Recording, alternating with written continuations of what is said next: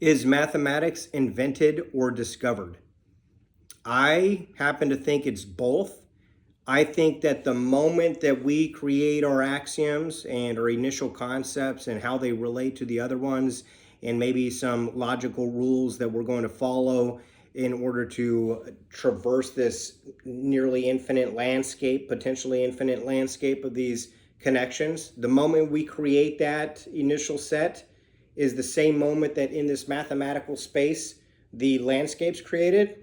And what we do is we are navigating through it as we make these theorems and these connections. So the process of navigating through it feels like an act of discovery, but the moment the rules are in place is the same moment that the landscape is generated. If I think of it like in terms of chess, chess is a board with initial pieces and initial positions, with initial moves that each piece is allowed to make, with some rules that the game has to follow. The moment we set it up and we establish all of these rules, positions, moves, etc., is the same moment that chess is allowed to extend to the 10 to the 40 something board configurations that we believe it has.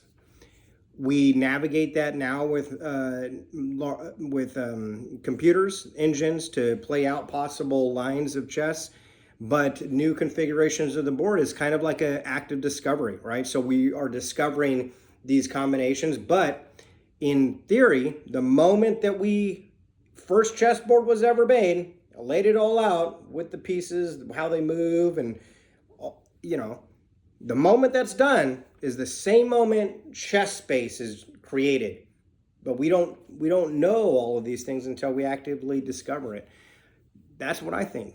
It's both an invention of the human mind, of an artifact of our development here, and it's also an act of discovery as we are navigating this mathematical landscape, this mathematical space, this landscape that's created once we create these initial things.